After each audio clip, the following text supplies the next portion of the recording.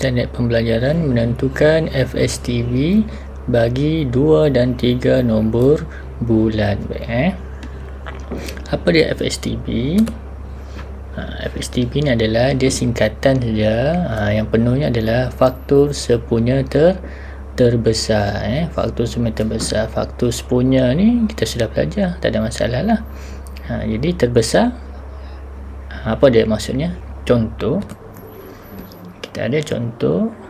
Okey, tentukan faktor sepunya terbesar bagi 18 dan 24. Kita buat soalan A dulu, 18 dan 24. Okey, jadi tadi saya dah cakap tadi faktor sepunya sudah belajar kan. Jadi kita cari dulu faktor sepunya dulu. Kita cari faktor sepunya, kita senaraikan faktor bagi 18. Jadi kita ada 18 bagi 1. Apa-apa pun faktor dia mula dengan bahagi 1. Jadi sebab 1 ni adalah faktor bagi semua nombor.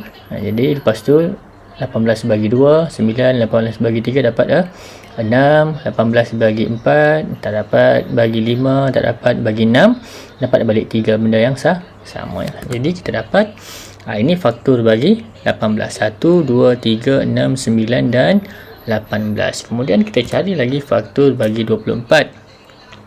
Jadi mulakan dengan bagi 1, 24 bagi 1, 24, 24 bagi 2, 12, bagi 3, 8, bagi 4, 6, bagi 5 tak dapat, bagi 6, dapat 4, samalah Jadi, mana faktor bagi 24? 1, 2, 3, 4, 6, 8, 12 dan 24. Baik, ini kita sudah senaraikan faktor bagi 18 dan faktor bagi 24. Okey, jadi apa dia faktor sepunya? Kita sudah belajar pada kelas yang lepas. Ini faktor sepunya lah. 1, 2, 3 dan 6. Jadi kalau kita senaraikan faktor sepunya 1, 2, 3 dan 6. Kalau kita perhatikan mana nombor yang paling besar dalam faktor sepunya ni, mana nombor yang paling besar? 6 lah kan. Jadi oleh yang demikian, faktor sepunya terbesar FSTB bagi 18 dan 24 adalah 6. Baik. Jadi nak dapatkan faktor sepunya terbesar biasanya disebut FSTB. Langkah yang pertama, dapatkan dulu faktor sepunya. Kemudian cari dalam faktor sepunya tadi mana nombor yang paling besar. Okey, dapatlah FSTB. Baik. Ini adalah kaedah menyenaraikan. Kaedah yang kita buat sekarang ini adalah kaedah menyenarai faktor sepunya. Kita senaraikan satu per satu. Baik, okey. Saya nak buat kaedah yang kedua. Kita masih lagi soalan A. Okey, soalan A ni kita buat satu kaedah. Ini kamu sudah buat pada nak dapatkan faktor perdana. Ini kita namakan sebagai pembahagian berulang. Contohnya kita ambil 18, 24, kita buat palang. Kita mula bahagi 2. Jadi 18 bahagi 2 dapat 9, 24 bahagi 2 dapat 12. Okey, kemudian kita cari lagi nombor yang boleh membahagi 9 dan 12. Bolehkah kita mulakan dengan 2 lagi? Tak boleh. 9 tak boleh bahagi dengan 2. Kita ambil nombor 3. 9 bagi 3 12 bagi 3 4. Bila kita nak pilih nombor untuk kita bahagi, kita kena dapatkan nombor yang kita boleh bahagikan kedua-dua nombor ni. Kita contohnya 18 tadi boleh dibahagi dengan 2, 24 boleh dibahagi dengan 2. Kemudian dapat 9 dengan 12. 9 boleh dibahagi dengan 3, 12 pun boleh dibahagi dengan 3, dapat 3 dan 4. Okey, bolehkah kita bahagi dengan 3 lagi? Okey, kalau kita bahagi 3 bahagi 3 boleh dibahagi dengan 3. Masalahnya sekarang 4 tidak boleh dibahagi dengan 3. Okey. Jadi macam mana FSTB?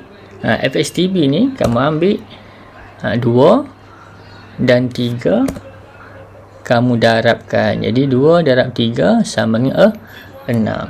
Dapat FSTB bagi 18 dan 24. Okey. Kita pergi ke soalan B.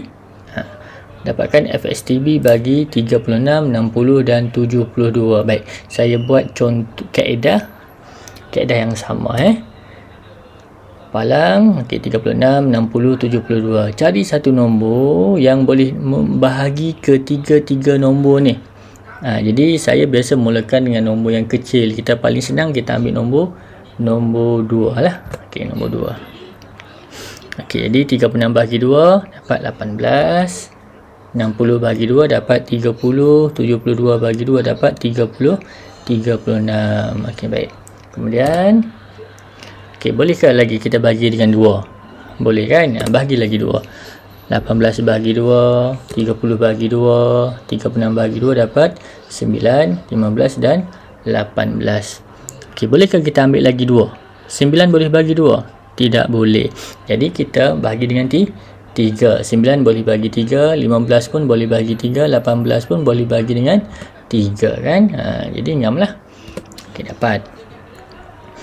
Dapat 3 9 bahagi 3, 3, 15 bagi 3, 5, 18 bagi 3 dapat 6. Okey. Jadi FSTB kita adalah ambil yang ni lah. 2 darab 2 darab 3. Okey, dapat 2 darab 2, 4 darab 3 dapat 12. Jadi ini kaedah yang kita buat sekarang ini adalah kaedah pembahagian berulang.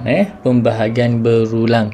Baik, pembahagian berulang ni senang kalau kita bahagi dengan nombor yang mulakan bahagi dengan nombor yang kecil. Tapi sebenarnya kamu boleh bahagi dengan nombor yang besar kalau kamu sudah mahir sifir. Maksud kamu nampak dah contoh yang ni kan. Contoh saya ambil contoh 18 dan 24 ni. Okey, mungkin ada yang cekap sifir, dia mau guna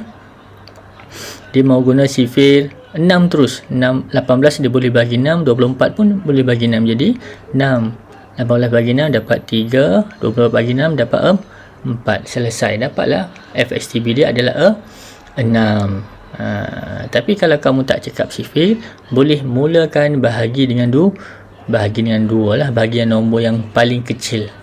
Paling kecil. Okey.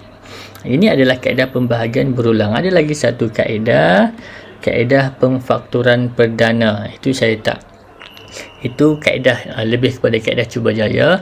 Kamu boleh tengok dalam buku teks lah. Jadi kalau saya lebih cadangkan 2 kaedah saja, iaitu kaedah menyenaraikan. Yang pertama tadi saya tunjuk, ataupun kaedah yang kedua paling senang saya rasa adalah kaedah pembahagian berulang. Baik, okey. Ini adalah latihan latih diri 2.1D. Jawab semualah dalam buku kecuali yang saya tanda ni, yang saya potong ni lah. Jawab soalan A, B, C, D, F dan H. Sebab itu saja. Sekian, terima kasih, selamat mencuba.